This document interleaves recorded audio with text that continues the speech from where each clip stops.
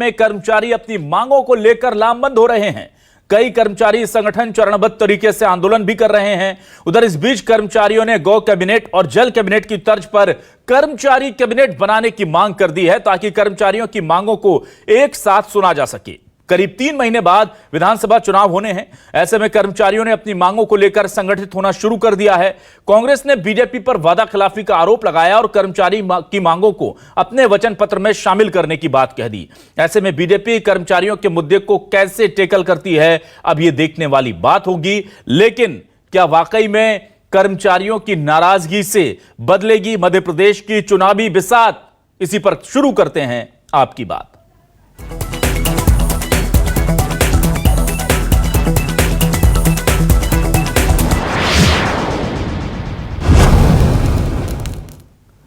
और आइए सबसे पहले सुनते हैं कि कर्मचारियों से जुड़े नेता, उनके संगठनों के नेता क्या कह रहे हैं और उनको क्या शिकायत है सरकार से।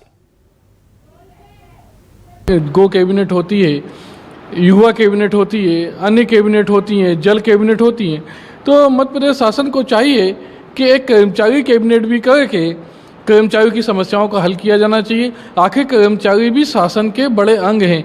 आप लाडली बहना चला गए, लाडली बहन लक्ष्मी चला गए, सब योजनाएं चला गए, लेकिन कर्मचारी जो दिन रात उन योजनाओं को, जो शासन की योजनाएं हैं, उन योजनाओं का अमली जामा पहनाने का काम कर रहा है। शासन को कर्मचारियों की मांगों को पूरा करना चाहिए, नहीं तो अन्यथा कर्मचारी फिर आंदोलन करेंगे और 2018 जैसी स्थिति निर्मित होगी। कर्मचारी और अधिकारियों का संवाद ही कर्मचारियों की मांगों के निराकरण का रास्ता खोलता है। दुख इस बात का है कि माननीय मुख्यमंत्री जी सैकड़ों घोषणाएं करते हैं, लेकिन आज ये स्थिति है कि उन सैकड़ों घोषणाओं का ना तो क्रियान्वयन हो पाया है और ना ही कर्मचारियों की मांगों का निराकरण हो पाया है। और यही कारण है कि प्रदेश का ऐसा कोई कर्मचारी संगठन नहीं है, ऐसा कोई संवर्ग कर्मचारियों का नहीं है जो आंदोलित ना हो। और आइए अब सुन लेते हैं इस पूरे मामले को लेकर कांग्रेस बीजेपी पर कैसे हमलावर है और बीजेपी क्या जवाब दे रही है, सुनिए। जब से ये सरकार बनी है वो अपनी बात उठाते जा रहे हैं, लेकिन उनकी मांगें नहीं सुनी जा रही हैं। लंबे समय से विभिन्न कार्यालयों के कर्मचारी अपनी मांगों को लेकर हड़ताल पे है, चाहे वो अतिथि शिक्षक हों, चाहे और विभाग के कर्मचारी हों। वो अपनी मांगें लगातार उठाते जा रहे हैं, पर सरकार ये सुन नहीं रही है। हमारी मांग है कि सरकार उनकी सुनवाई करे और कर्मचारियों की जायज़ मांगों की तुरंत उसका निराकरण करे। देखिए, मध्य प्रदेश में शिवराज जी की भारतीय जनता पार्टी की सरकार एक ऐसी सरकार है जिसने कर्मचारियों के महंगाई भत्ते के विषय हों, उनके वेतन के विषय हों, सेवानिवृत्त कर्मचारियों के पेंशन के विषय हों, पेंशन के साथ डीए के विषय हों, सबका निराकरण किया। तो यदि ऐसा सुझाव सामने आता है तो निश्चित तौर पर थोड़ा विमर्श करेंगे, क्योंकि मध्य प्रदेश की सरकार जो कर्मचारी हित में होगा उसको करेगी। और आइए अब देखते हैं हमारे आज के सवाल क्या हैं। हमारे सवाल आज आपको दिखाते हैं। हमारे सवाल कर्मचारियों से जुड़े हुए हैं। कर्मचारियों का खुला ऐलान, मांग नहीं मानी तो होगा घमासान। कह रहे हैं 2018 जैसी नतीजे होंगे। सभी कर्मचारियों को एक मंच पर लाओ, गो कैबिनेट के बाद कर्मचारी कैबिनेट भी बनाओ ताकि समस्याएं सुनी जा सकें। कांग्रेस बोली बीजेपी का काम विश्वासघात। चुनावी साल में कर्मचारी आएंगे क्या एक साथ? एमपी के कर्मचारियों का आक्रोश जारी। क्या चुनाव में नाराजगी पड़ेगी भारी?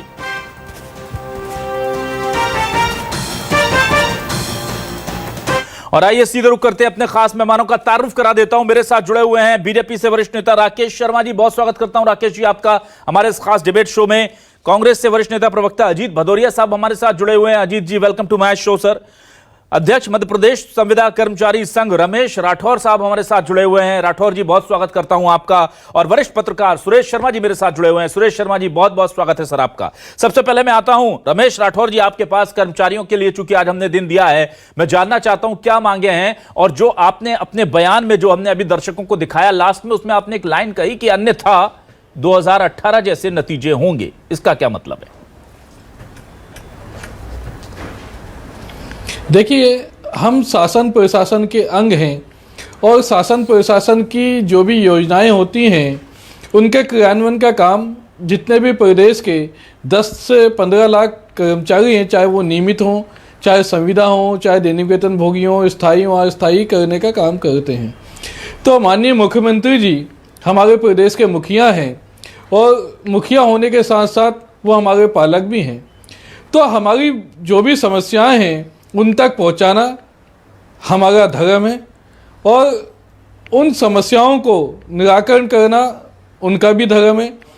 तो हमारी जो भी कर्मचारी हैं, चाहे वो नियमित हों, चाहे पुरानी पेंशन का मामला हो, संविदा कर्मचारियों को नियमित करने का मामला हो, समयमान वेतनमान का मामला हो, लिपिकों को 2400 का ग्रेड पे का मामला हो, ऐसे शिक्षकों अध्यापकों का वरिष्ठता का मामला हो, ऐसे बहुत से कर्मचारियों के मुद्दे हैं जिनके लिए हमने शासन का प्रशासन का ध्यान समय समय पर आकर्षण किया है। और हमारा ये कर्तव्य भी है बतलाने का कि चूंकि यदि कर्मचारियों की मांगों व समस्याओं का निराकरण नहीं किया गया तो आने वाले समय में एक सीमा तक कर्मचारी अपनी मांगों को समस्याओं को उठाता है, लेकिन फिर उसके बाद आंदोलन, धरना प्रदर्शन जैसे कदम भी वो बढ़ाता है। उससे पहले समस्याओं, कर्मचारियों की जो समस्याएं हैं उसको, जैसे आप गो कैबिनेट करते हैं, युवा कैबिनेट करते हैं, आम कैबिनेट करते हैं, इस तरह कर्मचारियों के लिए भी एक कैबिनेट की जाए जिसमें कर्मचारियों के मुद्दे हों, कर्मचारियों की समस्याओं का निराकरण हो और इसको शासन के मुखिया सीधे संज्ञान में लें कर्मचारियों की संज्ञाओं को, कर्मचारियों की मांगों को, और उसका जल्दी से जल्दी निराकरण किया जाना चाहिए। क्योंकि अब समय बचा नहीं है, चुनाव की बेला है, अब चुनाव की बेला में ज़्यादा समय बचा नहीं है, मुश्किल से 3 माह है। तो कर्मचारियों की जो भी समस्या है उसका जल्दी निराकरण किया जाना चाहिए। ऐसे हमारी आपके चैनल के माध्यम से माननीय मुख्यमंत्री जी तक पहुंचाने की, समस्याओं को पहुंचाने की अपेक्षा है। ठीक है, मैं वापस आता हूं। अजीत भदौरिया जी आपके पास मैं आता हूं। अजीत जी मुझे बताइए, देखिए कर्मचारी बहुत ही निर्णायक फैक्टर होते हैं किसी भी चुनाव के लिए। अब कांग्रेस कह रही है कि हम इस पूरे मामले को बड़ी संवेदनशीलता से देख रहे हैं और अपने घोषणा पत्र में इनकी मांगों को शामिल भी करेंगे। क्या आपको लगता है कि नाराजगी इस कदर है कि इसका फायदा आपको चुनाव में मिलेगा? देखिए आदरणीय अभिलाष जी, कांग्रेस पार्टी कभी भी राजनीतिक दृष्टि से किसी भी वर्ग का फायदा उठाने का प्रयास नहीं करती, चाहे वो धार्मिक दृष्टि से हो, सामाजिक दृष्टि से हो या कर्मचारियों के हित की बात हो। आप देखेंगे 15 महीने का शासनकाल जिसमें 12 महीने प्रशासनिक काम करने को आदरणीय कमलनाथ जी को मिले। एनआरएचएम के 127 कर्मचारियों को, जिनको शिवराज सिंह जी की सरकार ने निकाल दिया था संविदा कर्मचारियों को, उनको दोबारा ज्वाइन करवाया आदरणीय कमलनाथ जी की सरकार। राठौर साहब बैठे हैं, इनको पता है, इनके पूरे संज्ञान में है, पूरी कमेटी बना दी, सब कमेटी बना दी। पूरे मध्य प्रदेश के संविदा कर्मचारी भाई बहनों के नाम शॉर्ट लिस्टेड होने चालू हो गए थे, पूरी सूची बन गई थी, पूरा डाटा आ गया था कि उनको रेगुलाइज किस तरीके से किया जाए, सब कुछ वित्त विभाग में भी फाइल चल चुकी थी। परंतु दुर्भाग्य से वोटों की और कर्मचारी हितों की सरकार को नोटों के सहारे खरीद लिया गया। आप देखेंगे हमारी अभी चाहे छत्तीसगढ़ हो, राजस्थान हो, हिमाचल और रिसेंटली कर्नाटक में बनी हुई कांग्रेस की सरकार हो, हमने पहली कैबिनेट में ही ओपीएस लागू कर दिया, ओल्ड पेंशन स्कीम, जो पुरानी जो कर्मचारियों के लिए सबसे बड़ा सहारा था अभिलाष जी, जिसको भारतीय जनता पार्टी की अटल बिहारी सरकार ने बंद किया था। देश जब आजाद हुआ था उस समय कर्मचारियों के हितों को ध्यान में रखते हुए पेंशन स्कीम रखी थी कि जब तक जीवित है कोई कर्मचारी या उससे आश्रित उसकी धर्मपत्नी या पति, तब तक उसको पेंशन प्रदान की जाएगी सरकार के द्वारा। ऐसी योजना थी कांग्रेस पार्टी की, परंतु अटल बिहारी वाजपेयी जी की भारतीय जनता पार्टी सरकार ने उसको बंद कर दिया था। उसको हम इन प्रदेशों में लागू कर चुके हैं और जैसे ही कांग्रेस की सरकार बनेगी पहली कैबिनेट में ओपीएस को लागू कर दिया जाएगा। ठीक है, मैं आता हूं वापस राकेश शर्मा जी आपके पास। राकेश जी, कर्मचारी देखिए अलग अलग संगठन है, ये मैं मांगे चला रहा हूं ऊपर, आप देख पा रहे हैं, वाहन चालक यात्री कर्मचारी संघ, लिपिक कर्मचारी संघ, आउटसोर्स कर्मचारी संघ, संविदा कर्मचारी संघ, और इनकी बड़ी मांगे हैं। काफी हद तक मांगे जो हैं वो बहुत जायज भी हैं। बाकी को लेकर मैं समझ सकता हूं कि नेगोशिएशन हो सकते हैं, लेकिन कई मांगे बहुत जायज हैं। आपको क्या लग रहा है, क्या कर्मचारियों को लेकर के कहीं से अनदेखी हुई है जो ये नाराजगी बढ़ती जा रही है, या आपको लगता है कि नहीं, कर्मचारियों की मांगे ऐसी हैं जो कि सरकार कोई भी रहे वो कभी पूरी नहीं होती? देखिए अभिलाष जी, मध्य प्रदेश में माननीय मुख्यमंत्री शिवराज सिंह चौहान की सरकार कर्मचारी हित की सरकार है।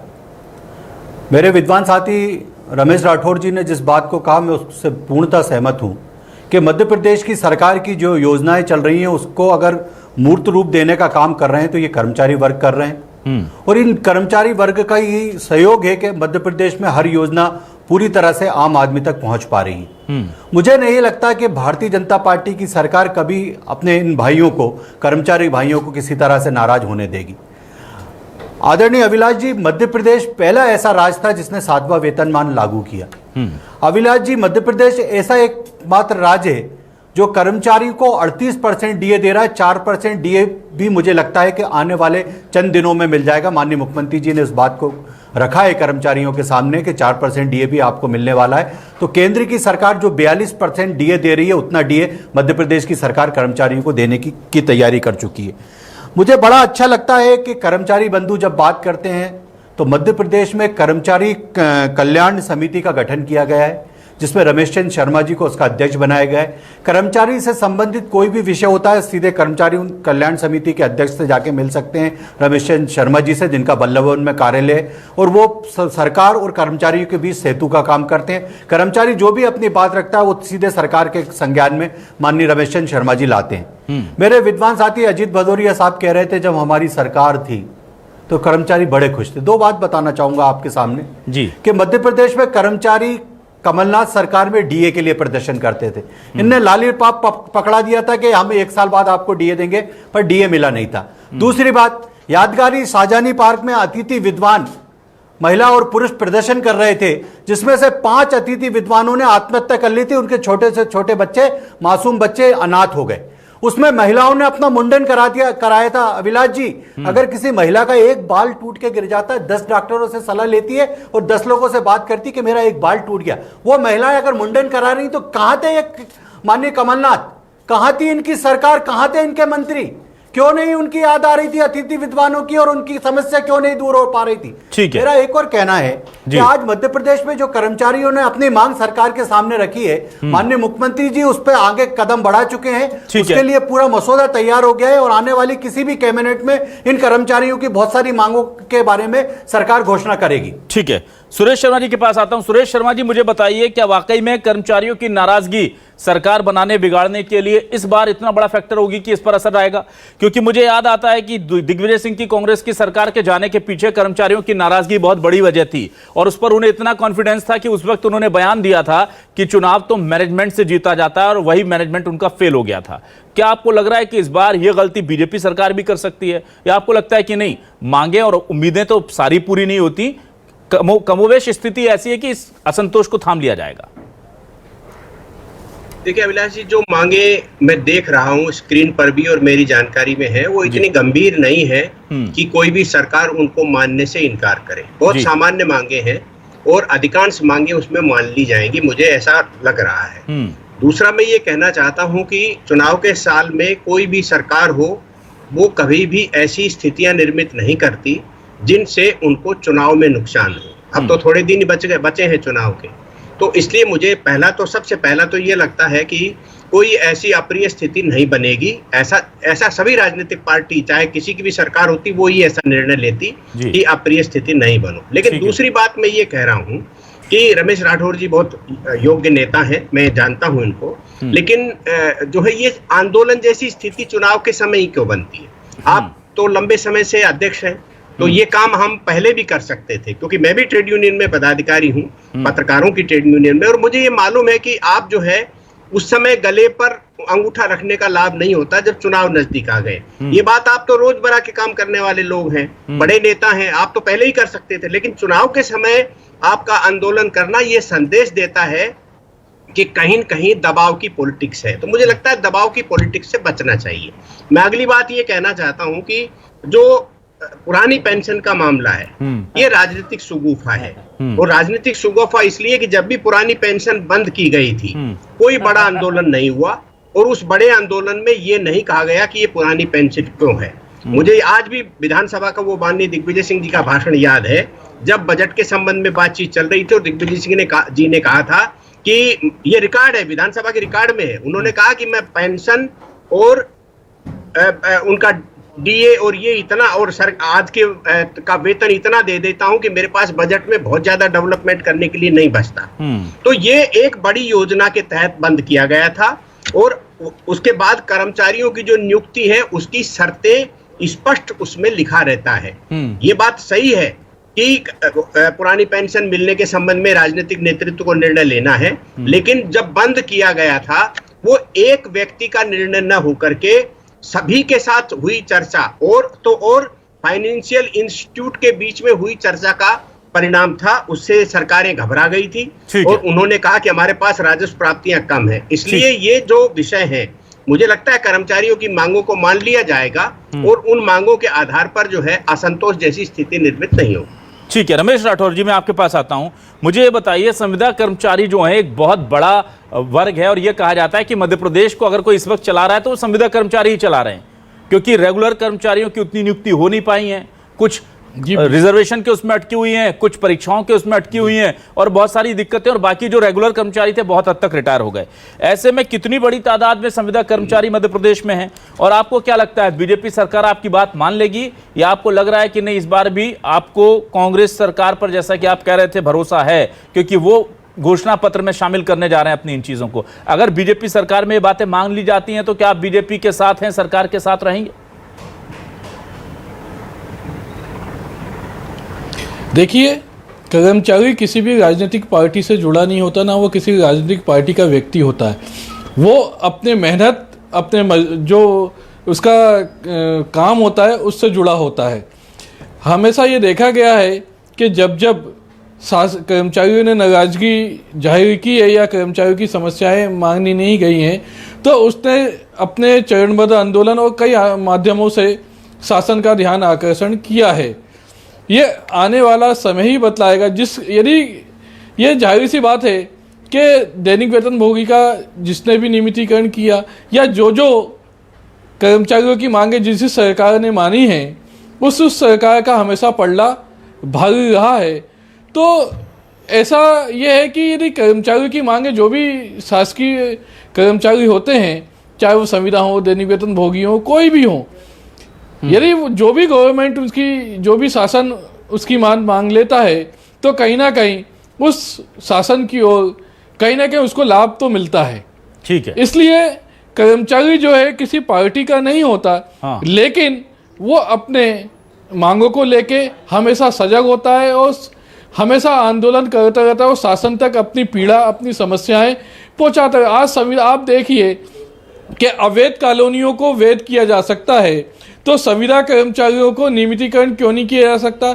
जो संविदा कर्मचारी विधिवत चयन प्रक्रिया के माध्यम से आए हैं, जो कर्मचारी विधिवत उनको काम करते हुए, विभागीय काम करते हुए उनको अनुभव हो गया है, ऐसे संविदा कर्मचारी को नियमित नहीं किया जाएगा। एक तरफ झुग्गी वाले, ठेले वाले, अतिक्रमणकारी, इन सबको जो जहां काम करता है, यदि 5 साल भी वो ठेला लगाता है, झुग्गी बनाता है या गुमटी रखता है, ऐसे लोगों को सरकार उनका मालिकाना हक दे देती है, पट्टा दे देती है। तो जो विधिवत चयन प्रक्रिया के माध्यम से सभी संविदा कर्मचारी आए हैं तो उनको नियमित करने में शासन के ऊपर कोई वित्तीय भार भी नहीं आएगा, अनुभव भी है। तो शासन को चाहिए कि संविदा कर्मचारियों को नियमित कर देना चाहिए। ठीक है, मैं अजीत भदौरिया जी, मुझे एक चीज बताइए, आप कह रहे हैं कि हम अपने घोषणा पत्र में, वचन पत्र में शामिल करेंगे इनकी मांगों को। अगर इनमें से कई मांगे, और चूंकि इस बार ये कहा जा रहा है कि बड़ी टफ फाइट है, तो पार्टी या पॉलिटिकल पार्टी, जैसे आप समझ रहे हैं कि अगर कर्मचारी आपके पाले में तो सत्ता आपके पास, ऐसे ही बीजेपी भी समझ रही होगी और वो चुनाव से ठीक पहले ये ऐलान कर देती है कि इनमें से ज्यादातर मांगे हम मान लेते हैं, तो फिर आपके पास क्या काउंटर रणनीति होगी? क्योंकि जब मान ही ली जाएंगी मांगे तो फिर आप वचन पत्र में शामिल क्या करेंगे? ऐसे में कांग्रेस के पास क्या विकल्प होंगे? देखिए आदरणीय अभिलाष जी, विश्वास एक बहुत बड़ी चीज होती है, जो चाहे मध्य प्रदेश का किसान हो, चाहे युवा हो, चाहे महिलाएं हो या कर्मचारी भाई बहन हो, इनका शिवराज सिंह जी से विश्वास उठ चुका है, भारतीय जनता पार्टी की सरकार से विश्वास उठ चुका है। सब समझ गए, सब समझदार है। आज कॉलोनी के रेगुलाइजेशन का आप निर्णय करते हैं, 30 जून तक होगा, उसके बाद क्या डेवलपमेंट होगा, कब आचार संहिता लग जाएगी, ये सबको मालूम है। किन किन लोगों ने किया, क्या लैंड यूज चेंज कर दिया क्या कॉलोनी का, बिना लैंड यूज चेंज करे कैसे होगा? कोई नाले के किनारे बनी है, कोई नदी के किनारे बनी है, ये कैसे होगा? सबको मालूम है ये शगुफेबाजी है, सिर्फ चुनावी शगुफेबाजी। भारतीय जनता पार्टी के मित्र ने अतिथि महाविद्यालयीन अतिथि विद्वानों का जिक्र किया।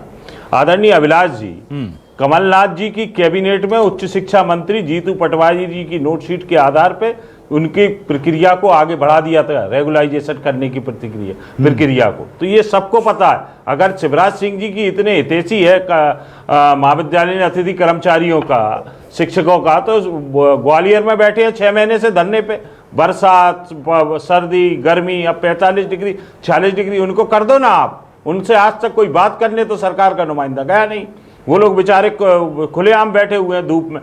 तो ये स्थितियां हैं, सबको पता पड़ गया आदरणीय अभिलाष जी। कोई कितना भी पर्दा डाल ले, जैसे भुस पे लीपना होता है ना, एक कहावत है, भुस पे लीप रहे। अरे भैया, पेंशन अटल बिहारी ने बंद करी। अटल बिहारी भारतीय जनता पार्टी के प्रधानमंत्री थे। आज कह रहे साहब दिग्विजय सिंह ने कैबिनेट विधानसभा में खड़े होकर कहा, अरे अटल बिहारी ने क्या कहा ये भी तो बता दो। ठीक है, अटल बिहारी जी ने क्यों बंद की? आप जब देश आजाद हुआ तब से लेके आज तक पेंशन लागू की कांग्रेस सरकार ने। ठीक है, क्यों बंद की अटल बिहारी जी ने? तब नहीं आया था आर्थिक मामला। ठीक है, तब नहीं आया था आर्थिक मामला, क्योंकि कांग्रेस की इच्छा शक्ति थी कर्मचारियों के हित में काम करने की। राकेश शर्मा जी के पास आता हूं, इसलिए कांग्रेस ने राकेश शर्मा जी की। हमने अपने अन्य प्रदेशों में ओल्ड पेंशन स्कीम लागू की, आने वाले समय में मध्य प्रदेश में ओल्ड पेंशन स्कीम लागू होगी। ठीक है राकेश शर्मा जी, कर्मचारियों को मनाना दीगर बात है, लेकिन ओल्ड पेंशन स्कीम का जो मुद्दा है वो उसे बीजेपी बहुत हल्के में लेती रही और उसका खामियाजा भी वो भुगतती रही। कई राज्यों में हमने देखा, हिमाचल में उसे हल्के में लिया, कांग्रेस ने उस पर दांव खेला, कांग्रेस सत्ता में। कर्नाटक में उसमें कांग्रेस ने उसको बहुत जोर शोर से प्रसारित किया, कांग्रेस सत्ता में है। कमलनाथ जी अपने 4 वादों में, जो 4 प्रमुख वादे हैं, उसमें ओपीएस को सबसे पहले उन्होंने ऐलान किया था। क्या इसकी कोई काट है? ओल्ड पेंशन स्कीम को लेकर बीजेपी भले ही कुछ भी कहे, लेकिन कांग्रेस को यह मुद्दा हमेशा फायदा दे रहा है लगातार, चुनाव दर चुनाव। इसकी काट कैसे ढूंढेंगे आप? देखिए अभिलाष जी, सबसे पहले तो संविदा कर्मचारियों की बात हो रही है जी। मेरे विद्वान साथी रमेश राठौर साहब ने जिस विषय को उठाया, आज की कैबिनेट में संविदा कर्मचारियों के बारे में प्रस्ताव आया, उस पर एक गंभीर विषय से इस पर चर्चा हुई है और आने वाले समय में संविदा कर्मचारियों को इससे राहत मिलेगी।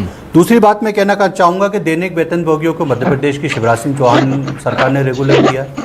साथ ही मैं एक और बात कहना चाहता हूँ कि अतिथि विद्वानों को कॉलेज में रखने का काम भारतीय जनता पार्टी की शिवराज सिंह चौहान सरकार ने निर्णय लिया और आज अतिथि विद्वान कॉलेजों में काम कर रहे हैं। मेरे विद्वान साथी अजीत भदौरिया साहब ने कुछ विषय रखे, मैं इनके संज्ञान में लाना चाहूंगा। अटल बिहारी वाजपेयी जी की सरकार ने अगर ओल्ड पेंशन को बंद किया था तो मनमोहन सिंह की सरकार उसको चालू कर देती।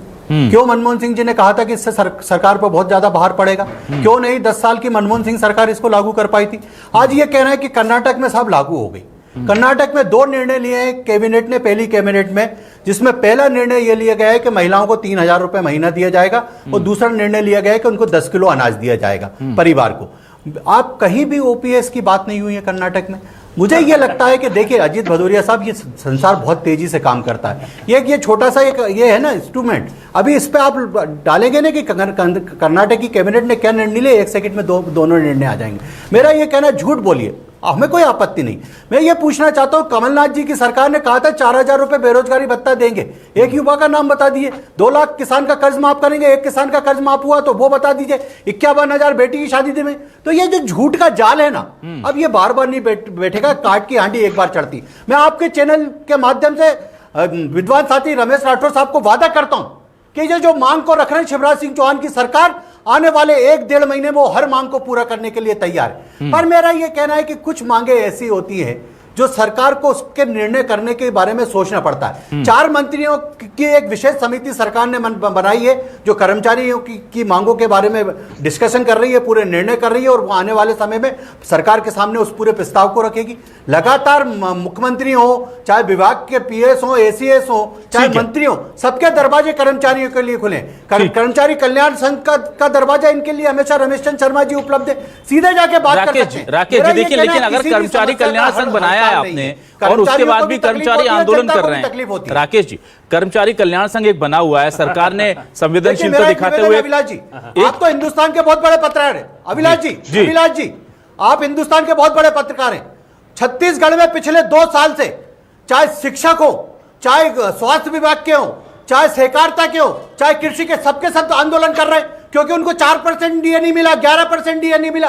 जो कर्मचारी डीए के लिए छत्तीसगढ़ में प्रदर्शन कर रहे हैं, मध्य प्रदेश में कर्मचारी को डीए मिल चुका है। तो आप इसी से अनुमान लगा लीजिए कि छत्तीसगढ़। राकेश जी, आपने बिल्कुल राकेश जी, मैं बधाई देता हूं आपको। यहाँ क्या कह रहे हैं, आपने जो मुद्दा उठाया, राकेश जी आपने जो मुद्दा उठाया है, मैं आपको ना राकेश जी मेरी बात सुनिए, मैं आपको बताऊं, न्यूज़ 24 जो वो हमेशा जनता की बात करता है। आज हम बीजेपी शासित मध्य प्रदेश के कर्मचारियों की मांग पर डिबेट कर रहे हैं। इससे चंद मिनट बाद, महज 8 मिनट बाद, आप मुझे छत्तीसगढ़ के कर्मचारियों की मांगों पर डिबेट करते देखेंगे। वहां पर पटवारी संघ ने 9 दिनों से अनिश्चितकालीन हड़ताल कर रखी है, उसको लेकर हम सरकार से सवाल पूछेंगे। हम तो जो है जनता के साथ हैं, सरकार बीजेपी की हो, कांग्रेस की कोई हो। मेरा एक छोटा सा सवाल राकेश जी, समय बहुत कम है, मुझे ये बताइए, कर्मचारी, आप लोगों ने कर्मचारियों के संग उनके सहानुभूति दिखाते हुए एक पूरा संघ बना दिया, लेकिन उसके बाद अगर कर्मचारी आंदोलन कर रहे हैं तो उस संघ की महत्ता कहां जाती है? फिर उनको जाकर अप्रोच करना चाहिए कि क्या प्रॉब्लम है, आप नहीं आ रहे हमारे पास, हम आते हैं,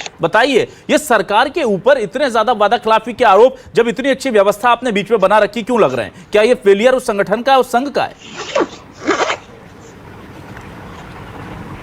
देखिए, मैं तो आपके माध्यम से निवेदन करना चाहूंगा जी कि कल बल्लभ भवन में रमेश चंद्र शर्मा जी के पास आप अपने रिपोर्टर को भेजिए जी। मध्य प्रदेश का हर कर्मचारी संघ जो है, चाहे राठौर साहब हो, चाहे अन्य लोगों, लगातार उनसे संपर्क में और अपनी बात उनके सामने राठौर जी, आपकी बात, आपने बात पहुंचाई नहीं है, सुनी नहीं गई, जल्दी से संक्षेप में बताइए। ये विश्वास दिलाना चाहता हूं मैं। रमेश जी, रमेश राठौर जी, आप बताइए क्या हुआ? रमेश शर्मा जी के पास आप मिलने नहीं गए क्या? नहीं गए, हमने उनको हमेशा ज्ञापन दिए, हम ही ने नहीं, सभी कर्मचारी संगठनों ने उनको ज्ञापन दिए हैं और उन्होंने ज्ञापन शासन के अधिकारियों तक पहुंचा दिए हैं। और लगातार वो, हम जब भी जाते हैं तो हमारी मांग पे वो पत्र लिखते हैं, चिट्ठी लिखते हैं और शासन तक पहुंचाते हैं। और हम भी उनके पास जाके और बोलते हैं, चाहे कर्मचारी कल्याण समिति हो, चाहे आयोग हो, हम उनके पास लगातार जाते हैं, लेकिन अभी तक कर्मचारी की मांगों को जो निराकरण होना चाहिए वो निराकरण। अंतिम सवाल में सुरेश शर्मा जी के पास आता हूं, ठीक है? और वो तो ठीक है, सुरेश शर्मा जी, मुझे ये बताइए सर, क्या कर्मचारी जो हैं वो पहले जब हम देखते थे मध्य प्रदेश में एक सम्मिलित रूप से बहुत बड़ा आंदोलन होता था, हजारों की तादाद में पूरा भोपाल जाम हो जाता था, वहां पर लाठीचार्ज हो रहा है, कभी वाटर कैनन चल रहा है, उस तरह की तस्वीरें कम से कम अभी बहुत रिसेंटली हमें देखने को उतनी मिलती नहीं है। तो हम ये क्या इससे ये संदेश साफ हो जाता है कि बीजेपी सरकार में उतने नाखुश नहीं है, या आपको लग रहा है कि नहीं, कर्मचारी समझदार हो रहे हैं क्योंकि वो सामने आकर के इस तरह से प्रोटेस्ट करेंगे तो दिक्कत है, चुनाव में वो अपना असली गुस्सा जाहिर कर सकते हैं? किस तरह की स्थिति मध्य प्रदेश में दिख रही है सर? देखिए, पहले क्या होता था कि सरकारें अपने तरीके से काम करती थी और ट्रेड यूनियंस अपने तरीके से काम करते थे, इसलिए ये आंदोलनात्मक स्थितियां बनती थी। अब क्या हो गया है कि राजनेता भी जनता के बीच से छन के आता है और कर्मचारी नेताओं को भी ये मालूम है कि कैसे उनको अपनी राजनीति करना है और अपने कर्मचारियों के हित या अन्य जो ट्रेड यूनियन है उनके हित कैसे संवर्धन किए जा सकते हैं। इसलिए मुझे ये लगता है कि पिछले कुछ दिनों से आपसी समन्वय और समझ बहुत बढ़ी है।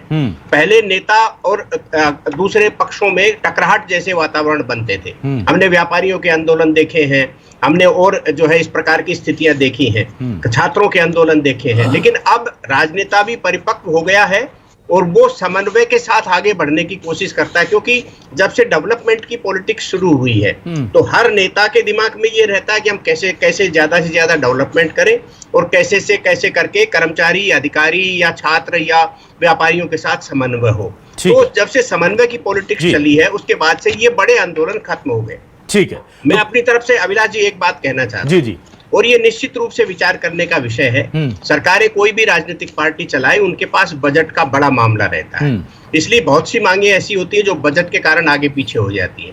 मैं आपको आज ताजा उदाहरण देता हूं, भदौरिया जी एक बार फिर हंसेंगे और नाराज होंगे जैसा कि उनका स्वभाव बन रहा है। कर्नाटक में 5 मांगे, 3 नहीं 5 मांगे जो है वो पहले ही आदेश में, पहले ही आदेश में। शिवराज सिंह को महिमा मंडित करो, कर्मचारी गलत है आपकी नजर में, जो अच्छा करेगा वो करेगा ही। अजीत जी, अजीत जी, आपकी नजर में- अजीत जी बोलने दीजिए। आप तो भाजपा को भदौरिया जी, भाजपा को महिमा मंडित करो। भदौरिया जी, नहीं, एक नहीं, मिनट उनको सुनिए, बोल लेने दीजिए। भाजपा को महिमा भदौरिया जी, मंडित एक करिए आप। मिनट, भदौरिया जी, एक मिनट और बोलिए। सुनिए, सुरेश शर्मा जी की नजर में कर्मचारी आंदोलन गलत कर रहे हैं। ना ठीक है भदौरिया जी, आपने अपने विचार रखे।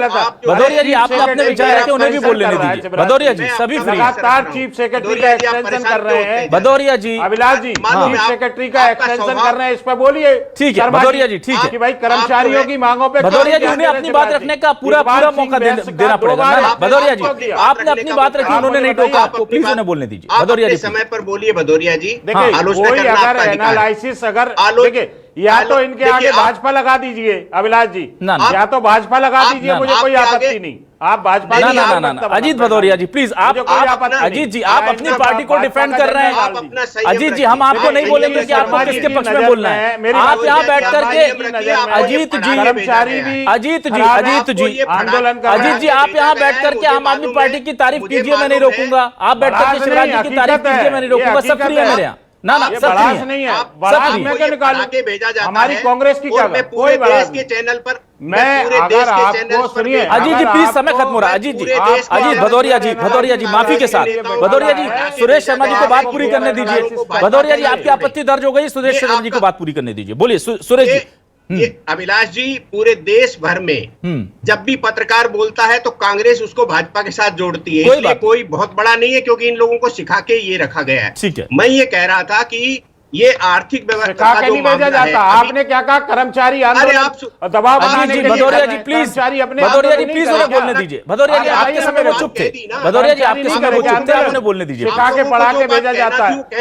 हम घास खा रहे हैं क्या? हम घास खा रहे हैं क्या? ना ना ना भदौरिया जी, आप नाराज हो रहे हैं, इस तरह के शब्दों का इस्तेमाल मत कीजिए। ना ना भदौरिया जी, आपको भदौरिया जी, आपकी राय का पूरा सम्मान है, लेकिन मेरे लिए सभी गेस्ट बराबर है। भदौरिया जी, माफी के साथ। कांग्रेस गलत हो सकती है, कर्मचारी भी गलत है क्या? ठीक है Bhadauria ji, Bhadauria ji please, Bhadauria ji, this is not done. Bhadauria ji, उन्हें बोलने दीजिए आप। अजीत जी, आप समझ नहीं रहे।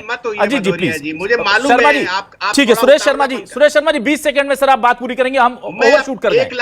एक लाइन कहना चाहता हूं कि 5 जो है निर्णय पहली कैबिनेट में किए गए हैं और उसके बारे में बहुत स्पष्ट कहा कि हमने ये 5 निर्णय ले लिए हैं, लेकिन उसके एग्जीक्यूशन में 50,000 करोड़ रुपए का खर्चा आएगा। ये 7वें वाक्य बोला गया है।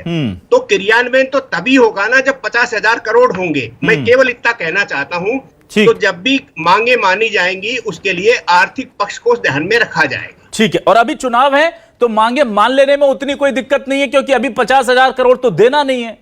चुनाव में सत्ता में आते हैं तो फिर व्यवस्था बना ली जाएगी, नहीं आते हैं तो फिर काम करना नहीं है। और कांग्रेस को कहने में भी कोई गुरेज नहीं है, क्योंकि कांग्रेस सत्ता में तो है नहीं कि उसे 50,000 करोड़ की चिंता करनी है। इसलिए अभी तो यह तय है कि कर्मचारी जो कह रहे थे सुरेश शर्मा जी की लास्ट टाइम पे गले की नस पर उंगली रख रहे हैं, तो जितनी समझदार हमारे पॉलिटिकल सिस्टम से जुड़े लोग होते जा रहे हैं, कर्मचारियों ने भी अपना स्टैंड बदल लिया है। उन्हें पता है कि हम 4 साल गला फाड़कर चिल्लाएंगे, कोई सुनेगा नहीं, तो लास्ट में ये काम करते हैं कि हम धरना प्रदर्शन शुरू कर देंगे। सियासत में जोड़ तोड़ मोल भाव चल रहा है, हम देख रहे हैं, देश बदल रहा है। बहुत बहुत शुक्रिया राकेश शर्मा जी, अजीत भदौरिया जी, रमेश राठौर जी और सुरेश शर्मा जी मेरे साथ जुड़ने के लिए। चारों मेहमानों का शुक्रिया। दर्शकों को नमस्कार।